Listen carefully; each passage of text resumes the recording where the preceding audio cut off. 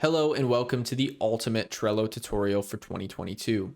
In today's video, I'm going to take you from a Trello beginner all the way up to a Trello Pro. We're going to start with some of the more foundational, easy to understand basic topics within Trello, and we're going to work our way up to some of the more advanced topics, such as card power-ups and automations to save time and make sure that you're maximizing your productivity when you're using Trello. So if you're a beginner, as always, I recommend you watch the video all the way through at least once. If you watch it on 1.25x speed or 1.5x speed, that can be a good way to get through it on the first go and just learn everything, kind of see what sticks, and then you can come back to it later. If you're a more advanced user or if you've already watched it through once, then you can kind of use the chapters below to skip around and find what you need more help on in Trello. So let's start out with the boring but necessary topic of pricing for Trello so that you guys know exactly what to expect when it comes to pricing and which plans you should look at getting into. So to start out here, we have the free plan, and the free plan I would recommend for individuals, or if you just have a small team and you're looking to learn more about how Trello can help you.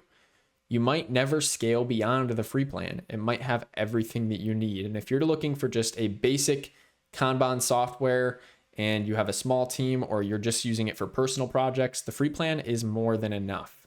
But where you're going to find limitations is in some of these quotas and also some of the features. You're gonna sacrifice a few features and a few quotas on the free plan. So you do get unlimited cards, but you get capped out at 10 boards per workspace. So if you have more than 10 boards or you want to have more than 10 boards, you're going to at least have to go up to the standard.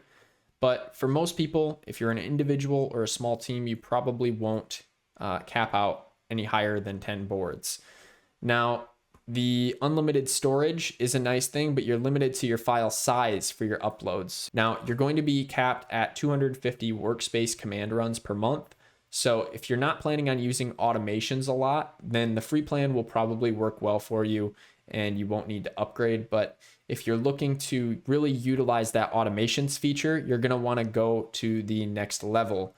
Now, I'm the type of person where if I'm going to go with any sort of paid plan, I'm just going to max it out. So for me, I would go to the premium plan because they're going to give you all these new extra features on top of having unlimited workspace run commands, so you're never going to run out, and also just getting all the unlimited upgrades from the standard plan, right? You're going to get a higher file upload size. You're going to get some custom fields, advanced checklists, unlimited boards. If you're running a team, but you're running a team on a budget, standard works, but I recommend just going up to the premium, or if you're running a large company and you need to manage things and you have some admin work to do within Trello, that's where enterprise comes in when you're getting up to these higher numbers of users. So just a quick recap on pricing. Individuals can benefit from all of these packages as they get more features as you go up to the $10 premium package. But teams really will thrive on the premium package or higher. And that's just my opinion based on what I've seen within their feature sets. Next, I'm going to walk you through a diagram that shows you how your Trello account is set up and gives you an idea of the overall structure of a basic Trello account. So here we have the workspace, and the workspace is where everything happens, right? So if I open up my Trello account, this is where the team can all come together and they can see all of the boards all the projects that are within this workspace. You can edit your workspace settings up here just by going to workspace settings, and you can upgrade to premium if you want to get some of these other workspace settings. You can delete a workspace down here.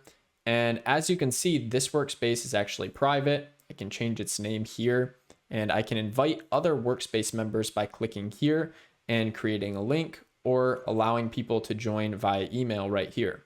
If I want to switch between my workspaces, I can click this drop down here and I can switch between my workspaces. But since this Trello workspace is my only one, that is all we have for now. Now, within this workspace, there are boards, and these boards are essentially different projects. So if I open up my Trello workspace and go back to my homepage here, I can then click on Create Your First Board. And here it's going to walk me through a bit of an onboarding for creating my board. Now, boards can have different pictures as their background, or you can select a color that you like right here. If you click on these three dots here, you can see even more photos or more colors. I'm just going to go with this green board for now, and I'm going to give the board a title. So you want to think of your boards as projects. So if you have a long-term project, that could be a board, or it could be a short-term project. It could be an ongoing project like a YouTube channel, like the one we have here. So that's actually a good example for me to show you guys for this board. So if I go with this red right here, that might be better for YouTube. And I could put YouTube content planning as the board title. Now, my board visibility is set to workspace. So that means that everyone in this workspace can view the board, but I could also set it so that it's private or so that it's public and anyone on the internet can find your board. I'm just going to set this one to private so that I'm the only one that can see it.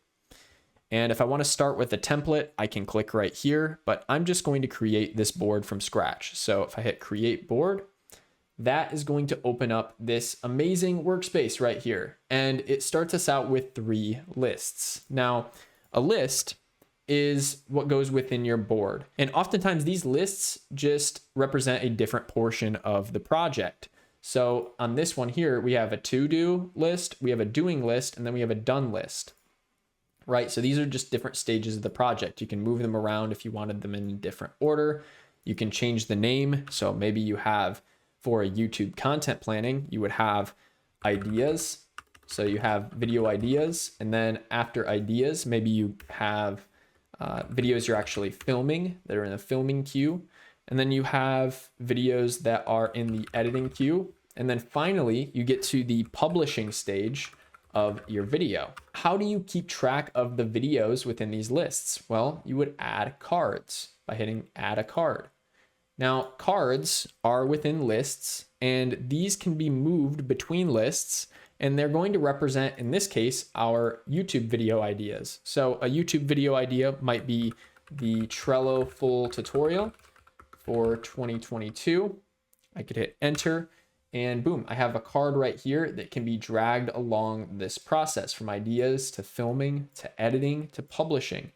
And typically this is the track that you're going to follow on your Trello account. You're going to start over on the left and you're going to work your way to the right. Now I'm going to dive into this board in specific so that you can learn a little bit more about how boards work. Now, over here on the left, we have this side panel that you can collapse just by using that arrow button, but this will allow you to get at any of your other boards at all times and your settings within that workspace, as well as the members and the different workspace views. But I'm just going to go ahead and hide that. Another place that you can change your workspace views is right here. And this will actually require Trello Premium, as I said before, so you can start your free trial to start viewing this information in a different way. But today I'm going to focus on using Trello as a Kanban view, which is the traditional way that most people use Trello. You can also change the name of your board right here or add it to your starred boards, which appear underneath this dropdown. If you want to be able to access those quickly, I recommend starring them for your favorite boards. Then you can also click on templates right here and you can access any of Trello's templates. Now, if you click up here on show menu, you can pop out the side panel and you can change your background of your board if you'd like to. Let's change it to a more soothing color like this gray here. And you can also edit some other things here that we'll get into a little bit later. But this side panel might be useful if you're trying to see any activity that's gone on, or if you want to add automations, power-ups, anything like that. And there are some hidden features here like stickers. And if I click on more, I'll see collections as well, which is a different way to organize boards based on a topic. And you can view archived items, which are old retired lists. For instance, if I hit archive this list, I could view that under archived items. So if I'm no longer using that list, sometimes you'll archive it and you can go and view it later. If you want to connect your email to Trello, you have the email to board settings that you can edit right here. And you have this link down here that only works for board members as of right now. If I ever wanted to copy my board, print or export it, I could do so here as well. And if the day comes when I'm not using this board anymore, I can close the board right here. Now let's go ahead and add a card to our board. So in this specific example of creating a YouTube content planner, I would create a card by hitting this plus button, and my cards would serve as videos in this case. So one of my videos might be Trello full tutorial, and then the next video might be, 37 tips for using Trello. Now let's take a look at the different ways that you can interact with these cards. So if I click on this card here, I can see that we have all of these different properties that we can add to a card, like a member. So if there's a member that's specifically supposed to be working on this video that's in the idea pipeline, we can add a member here just by clicking on members and selecting the member that we want to add. You can also show other workspace members, and you can add workspace members to your workspace so that you can add more people here if they are specifically supposed to be focused on this task.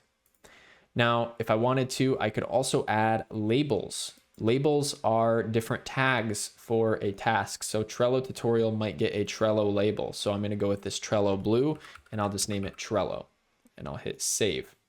Now that is considered Trello, and if I want to click on it, it'll add a label to my card.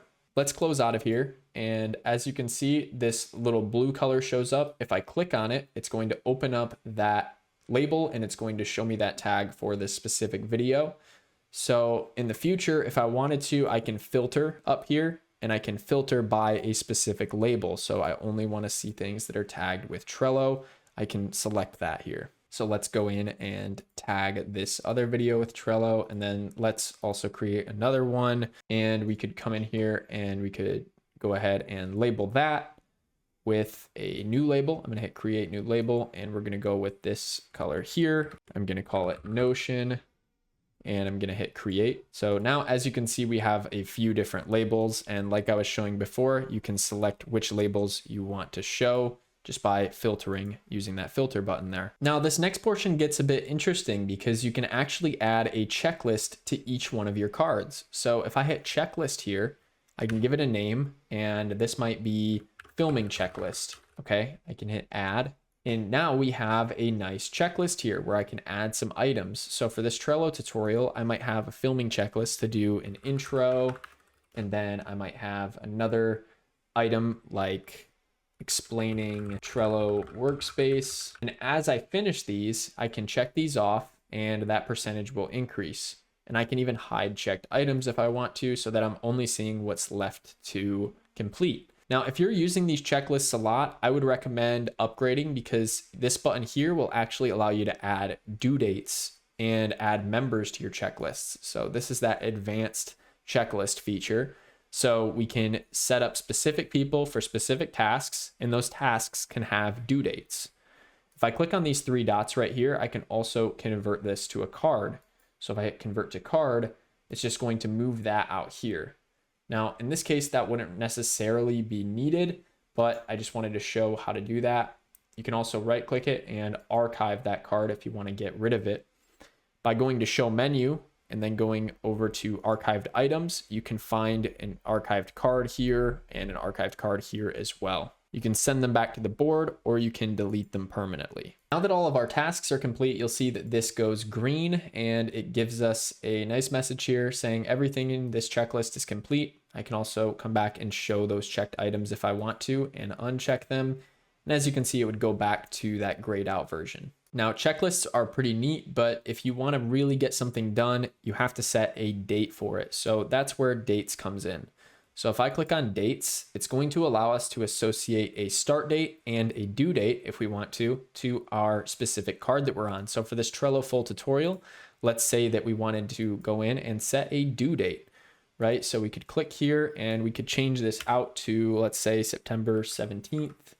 And we could set it for 2 p.m. And let's just say the start date is today. So now we have a bit of a timeline view here of how long this process will go. And right here, we can set a due date reminder so that anybody who is set as a member on this card and is a watcher of this card will get notified. So John Smith here is going to get notified 1 day before, or we could even have it set up for 2 days before, or we could have it set for at time of due date, however you want to set it up. But you can set up some notifications in here, and then you can hit save, and that will add a due date here. I can also check this off to complete it, similar to the checklist items. So as I mentioned before, there's going to be different plans for different file sizes that you want to upload. But the next thing I wanted to talk about is attachments in Trello. So here on the side, you can add an attachment to a card by clicking this attachment button. And you can even import attachments from Google Drive if you'd like, or just by simply pasting a link. If you click on computer, you can upload a file using that button right there. So I could upload this cover photo, I could hit open, and it would add that as an attachment. And the way that attachments work is they also allow you to view it as a cover. So now that I've got this photo in here, you can see that that comes along with this card. If I click into here, I can click on this cover button right here, and I can also remove the cover if I want to, or I can change the way that it's viewed. As you can see, if I change it there, or I change the text color here, it's changing this background over here. By hitting remove cover, that will get rid of the cover, but it'll keep the attachment if you want to keep that attachment.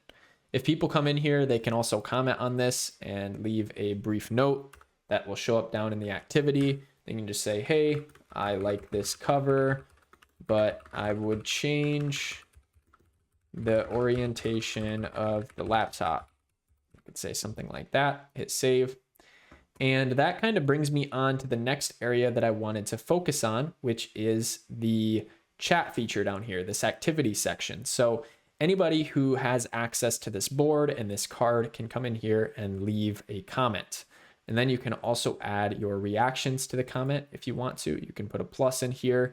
If you're the person who left the comment, you can hit edit and you can change your comment here if you made a mistake in your typing. Let's say I wanted to capitalize that, throw a comma in there, and then hit save. And it will say the last time it was edited right here. If I wanted to delete a comment, I can do that as well. Now, when you're writing a comment, you can also @ certain people. So if I wanted to @ John, I could do so, and it would pop up there, and I can @ John Smith. Hello, check out this card progress. And that will actually notify John Smith. Now let's talk about the actions phase. So let's say this card is ready to be moved to a new list. I could hit this move button and I could move from ideas over to filming. That's what it's suggested at least. So if I click on that, it's going to move my Trello tutorial from ideas to filming. Now, another way that you can move a card quickly is just by dragging it. And that's what I prefer. It feels more natural to just drag that task once it's done with idea over to filming, right? So then I can click into here and I can also copy this card if I want to, and you can choose what you want to keep. So let's say we don't want to keep these labels, but we want to keep the checklist. We could turn off labels, or we could turn off members if we don't want to keep the members. Then I could give it a new, let's say version 2, give it a new name, and I can choose where I want it to come from, right? So if I want it to go back to ideas, I can make it position 3, or I could change it to position 1, however I want it to show up, and then I could hit create card. And that's going to show up over here in my ideas board. If I was using these cards a lot, I would also create another list and just call it templates, and maybe throw a nice emoji in here. And then I could hit add list, and I could put all of my template cards over here in templates. I'm going to keep the template section over here. And because I added these little stars here, it's actually going to put confetti every time I move something over here. So we're just going to put this card as a template. So we're going to put Trello video template over there. And I've also added this emoji to publishing. So when we create a new video and it's all the way through and published, it will also give us a bit of confetti here. Now, the next action that you'll see is watch. And because John Smith is added as a member and I am considered the member John Smith here, it's going to be set to watch. But I can also turn this off if I don't want to be notified about this list, and I can still be a member on this list. So I'm going to keep that on in this case. And we already talked a bit about archiving. So if I archive this, it will go to our archive. It will disappear from our board, but it will always be there if we want to come back to it. And if I wanted to share this specific card, I could do so by hitting share. and then linking to the card or even embedding it if I want to. Next, let's look at power-ups. Power-ups are essentially just superpowers for your boards, lists, and cards within Trello. So let's go ahead and look at some of the power-ups that Trello has to offer. You can click up here if you want to install power-ups, or you can click into one of these tasks, for instance, and you can scroll down to where it says add power-ups. So I'm just going to click out of here and go to this power-ups button up here. If I click on it and then hit add power-ups, it's going to take me to the power-ups marketplace. Now, not all of these power-ups are free. Some of them are installed by third parties and some of them are Trello originals. So if you just want to see the made by Trello ones, you can click on this right here, and it's going to open up the door to a whole bunch of different features that you can add to Trello. So there's card aging, which allows you to quickly visualize inactive cards on your board and keep tasks from going incomplete. There's a calendar power up, which gives you a nice calendar view in Trello.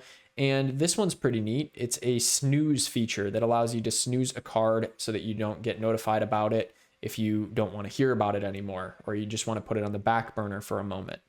And then there's even different integrations like Evernote here. It allows you to create and attach notes right to your Trello cards from Evernote. Giphy allows you to search for GIFs and use them on your cards. And then Google Drive here allows you to access your files directly from Google Drive right in Trello so that it's a native experience. So in essence, these are just integrations with other applications or they're feature enhancements for Trello. The nice thing about this is you can really tailor your Trello experience to you and your company. Some of these power-ups are going to be a bit more advanced, but some of them are going to be pretty simple to use. Now I'm just going to show you a quick example of how you can use power-ups in Trello. I'm just scrolling along here, and one of the power-ups that I see right off the bat is voting. So this is going to allow users to get the power to vote on a specific card, which would be perfect for our lists that we're using, where we have a list of cards that contain our ideas for future YouTube videos. So if I hit add, and then I go to settings, it's going to allow me to edit the power-up settings or just full on disable this voting feature. But I'm just gonna hit edit power-up settings, and then I can set up my settings here. I can hide view counts if I want, but let's just close out now that that's installed and see how it's changed our board.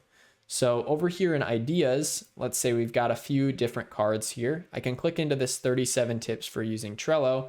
And let's say somebody wanted to go ahead and vote on this. Well, I would hit add power-ups and I would go to voting, settings, edit power-up settings, and who is allowed to vote on cards. Let's make it members. And now you'll see that under actions, it shows with the option vote. So if I want to vote for this specific tips video, I could hit vote. And as you can see, it's going to tally up my votes. If there are other members viewing this card, they can vote as well. And if you click into these votes, you can see who has voted for it. Just zooming out here, you'll see that now this card has votes and this one down here doesn't until I hit vote. And now each of these cards has a vote. So that's just a small taste of how power-ups work using Trello. Now, this next segment is really going to help you understand how you can start saving time when you're using Trello. The more you utilize this automations feature, the more time you're going to save.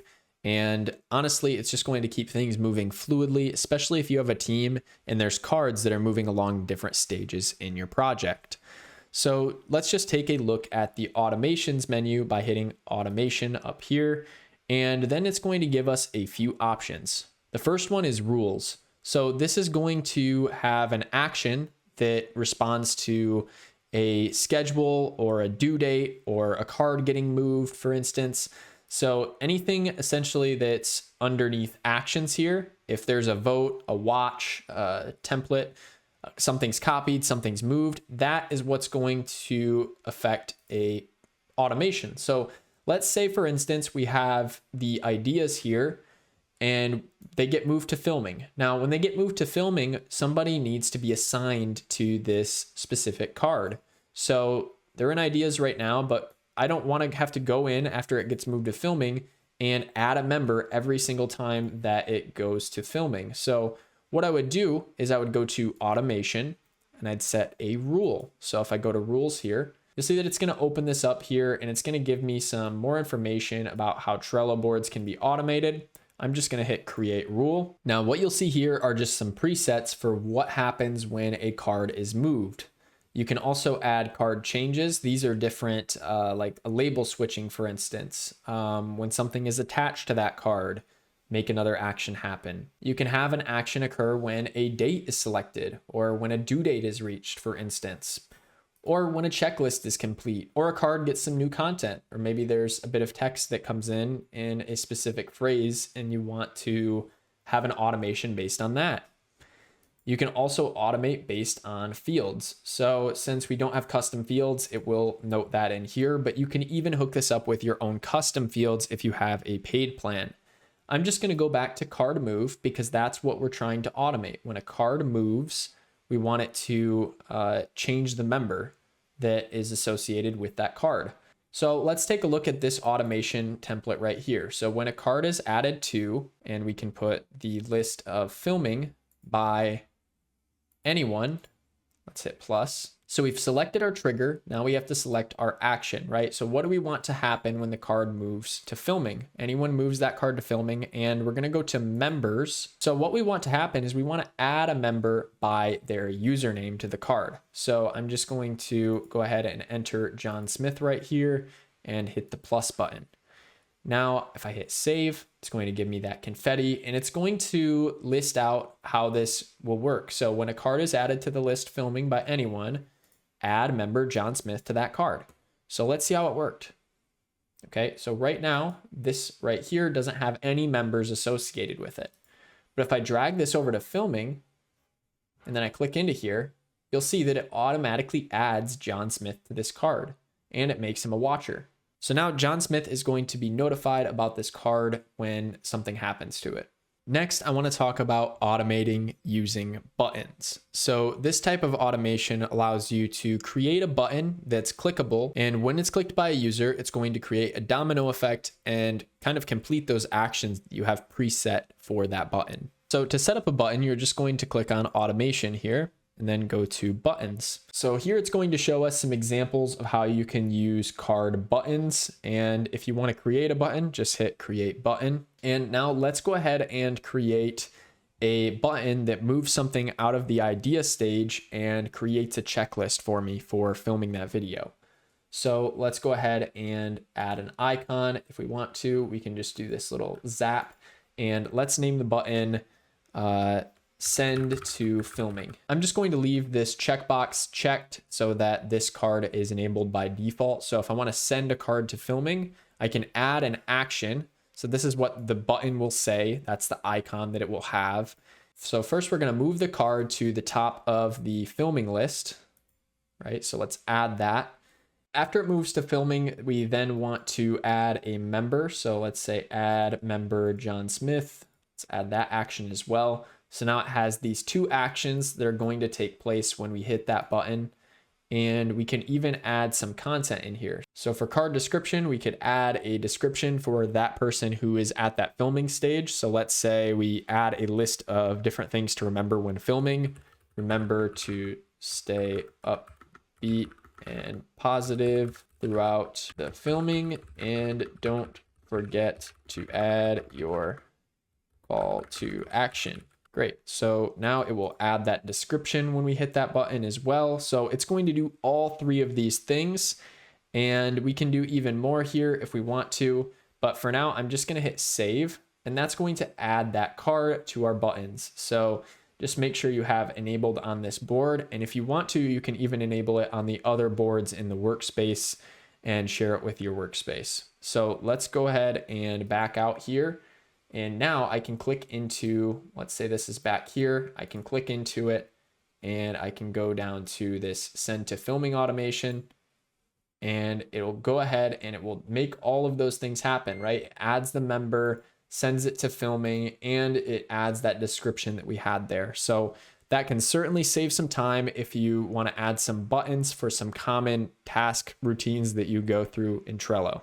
But remember, it's important to keep track of your automation credits that you have left so that you aren't using them all up if you are on one of the limited plans like the free plan or the $5 per month plan. Now let's take a look at filtering in Trello so that you see the cards that matter most. When you have Trello opened up, the filter button can be found up here, and you can also hit F to filter if you want to. So I'm gonna hit F, and that's going to allow us to search for a specific keyword within a card, or only show us cards that have a specific member assigned with them, or it'll even figure out which cards are overdue or which ones are next in line. And as I showed earlier, you can show cards that have a specific label on them. And I could even type something in like 37 if I'm just looking for this card right here. And down here, you can toggle between any match, which matches any label and any member, or exact match, which meets all of the requirements on here. Next, I want to give you a few ideas of how you can use Trello to your advantage. So let's start out with just changing the name of this. So I'm actually going to call this 2022 goals. And if I wanted to make it 2022 goals, I could add some different lists here for, let's say, Q1 goals, Q2 goals, Q3 goals, and Q4 goals. And then I could have a list over here that just says complete. And what that's going to do is it's going to give me a bit of a planning structure for my year. So if I wanted to put a few goals in here for Q1, like reach 20K subscribers, maybe that's a goal for Q1. Start running YouTube ads, that might be another goal. Then let's say in Q2, we want to complete our website. We could add complete website over here. And as we move along here, if we don't complete these goals, that's okay, right? We can move it on to the next quarter. And it just stays pretty flexible in that way as you move these cards throughout. But if I move it over to the complete, that means that it's pretty much done for. So my goal with using this 2022 goals board would be to move everything in my goals to complete for the year. Another way to kind of zoom in on your week would be to name your board weekly goals. On this board, you're going to add a few lists, right? So you might have a Monday, Tuesday, Wednesday, Thursday, Friday, and then maybe you have a full weekend list. And lastly, let's say we have a back burner list. Okay. So the way that I would go about doing this, let's also add a complete list, is I would drag my back burner all the way over here to Monday, and then I could scroll through here and I could add my tasks, right? So task 1, task 2, task 3. And at the beginning of each day, when I'm adding those tasks, I could essentially add templates as well. So let's say I have a routine that I want to go through, like my morning routine. Okay. So this morning routine could be a template card, right? Remember how I showed earlier, you can turn this card into a template by hitting make template. And we could just have our morning checklist here. So morning to do. And let's say we wanted to add something like workout, drink half gallon of water, eat breakfast, shower, different things like that that can get checked off every day. Now, if I wanted to, I could make this into a template.